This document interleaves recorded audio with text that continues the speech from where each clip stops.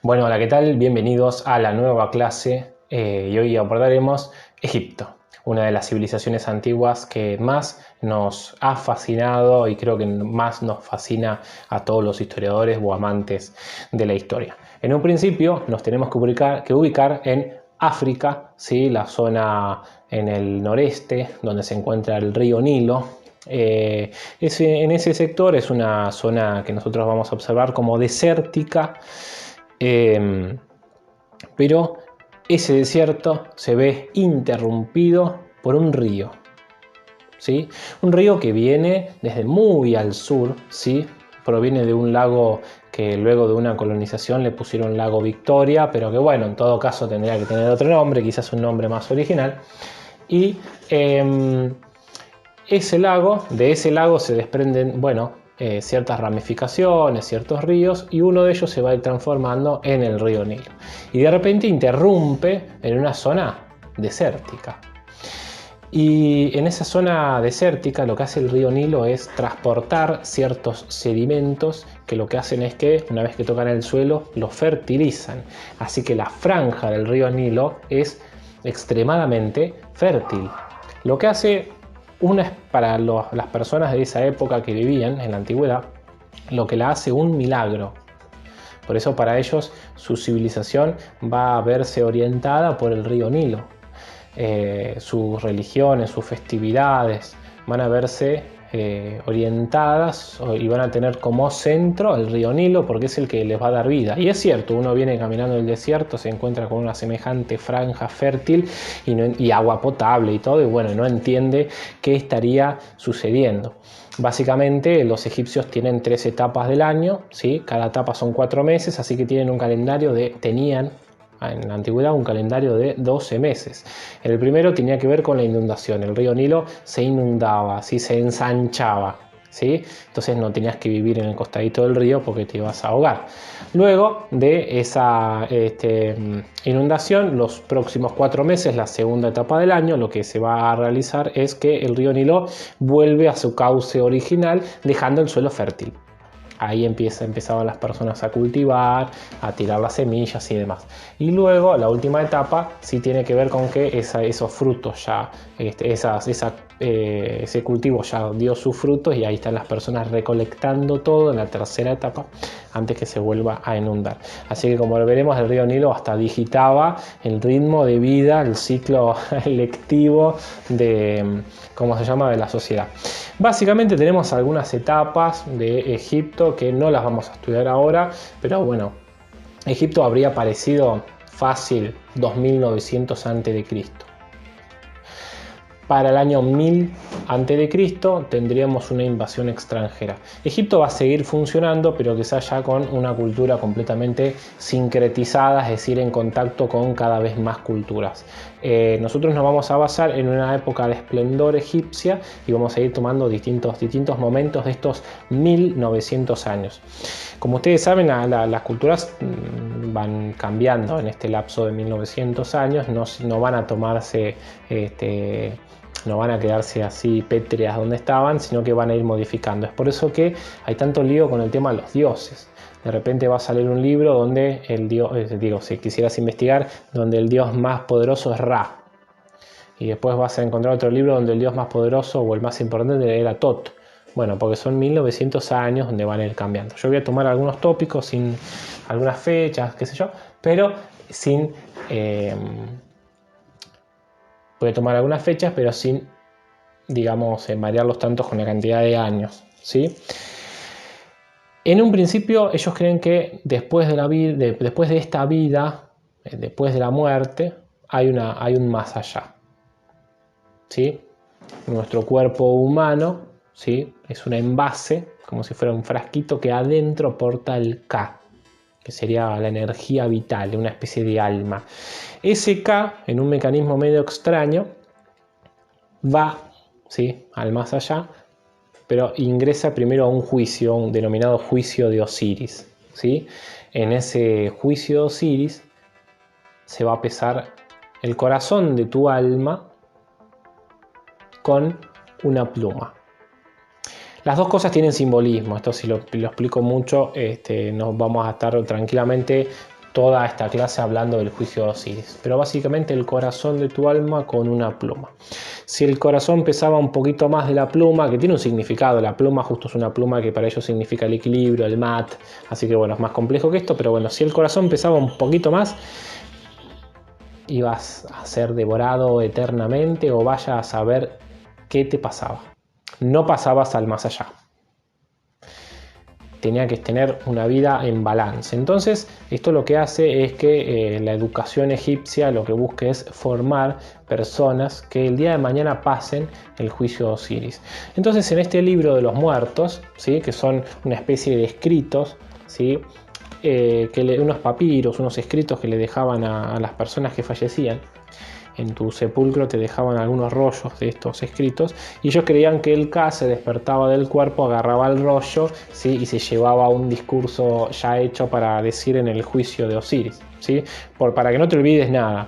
Entonces en el juicio de Osiris te decía, bueno, decime, en la primera parte, decime qué cosas malas no hiciste. Por ejemplo, yo nunca robé un banco. ¿Estamos? Me lo tendría que anotar y me lo tendría que dejar al lado de mi sepulcro. En este caso, en este papiro, ¿sí? Se deja constancia las cosas malas de esa época, ¿sí? O sea, los valores morales de esa época tienen registro en el libro de los muertos. Por ejemplo, yo no frecuenté a los malos. Esto lo enseñaban en la sociedad y en todas las instituciones, ¿no? Yo no me juntaba con los malos. Yo no cometí crímenes. Yo no empleé violencia con mis parientes. O sea, no me peleé con... estamos al horno acá. No me peleé con parientes. No di malos tratos a mis servidores, no blasfemé a los dioses, no privé al pobre de su alimento. Así que acá tenemos un valor de la época. No privarle de alimento al pobre. No hice sufrir a otro. No provoqué hambre. No hice llorar a las personas. No maté ni ordené matar. No traté de aumentar mis dominios. Esa estamos todo al horno, digo, ¿quién no quiere ganar un poco más de dinero? Hay una muy interesante, muy extraña, que la traducción de esta persona que tradujo los papiros del libro de los muertos puso: yo no pesqué peces con peces muertos. Yo no pesqué peces con peces muertos. Y esta es una cuestión de investigación que nunca he entendido qué significa. Así que si quieres en comentarios de la clase, me podrías decir qué crees que significa. Yo no pesqué peces con peces muertos. Bueno, entonces ya tenemos algunas cuestiones muy importantes de la cultura egipcia, centralizada en el río Nilo y con un calendario propio que parte del río Nilo en sus 3 etapas, y este juicio de Osiris que va a estar constantemente en todos lados, básicamente. La forma de gobierno que van a tener es teocrática, ¿sí? Es decir, que va a gobernar una persona, ¿sí? Denominada faraón, va a tener una mano derecha o 2 manos derechas, que van a, 2 manos derechas parece digamos algo medio complicado, pero va a tener 2 personas que lo van a asistir, que se van a llamar visires, ¿sí? La persona que gobierna se llama faraón, las personas que lo asisten como mano derecha es el visir, o en algunos casos 2 visires. Y luego el río Nilo se va a dividir en nomos, lo que vendría a ser en provincias, ¿sí? Y cada provincia con su gobernador. Así que tenían un sistema de organización, y estamos hablando hace miles de años atrás. Un sistema de organización y de comunicación y de intercomunicación increíble. Usaban el río Nilo como correo para enviar y recibir mensajes. El faraón, bueno, algunos dicen que no trabajaba mucho, pero el visir... estaba sentadito en su escritorio, o sea, imagínense todo esto, ¿no? Está sentado en su escritorio y va recibiendo distintas notificaciones de lo que va sucediendo en las distintas ciudades de su reino. Tiene un equipo de secretarios que trabajan con el visir, que se llaman escribas. Entonces, bueno, se van notificando, van contestando, van solucionando problemas. Así que tenemos uno de los primeros estados, básicamente. Uno de los primeros lugares con una organización que la verdad que es increíble. Mucho para hablar de los egipcios, si vos lo vas a conocer por las pirámides. Es un sepulcro eso. Ahí estaba sepultada en un principio una persona y luego sus servidores, es increíble. Por los hipogeos, por las mastabas y por estructuras y arquitecturas en general. Así que el pueblo egipcio es altamente interesante, tiene 1900 años de historia y digamos en su primera parte. Luego Egipto va a seguir funcionando inclusive hasta hoy, ¿sí? Va a ser invadida, atacada, se va a mezclar su cultura con otras, lo que decimos se va a sincretizar.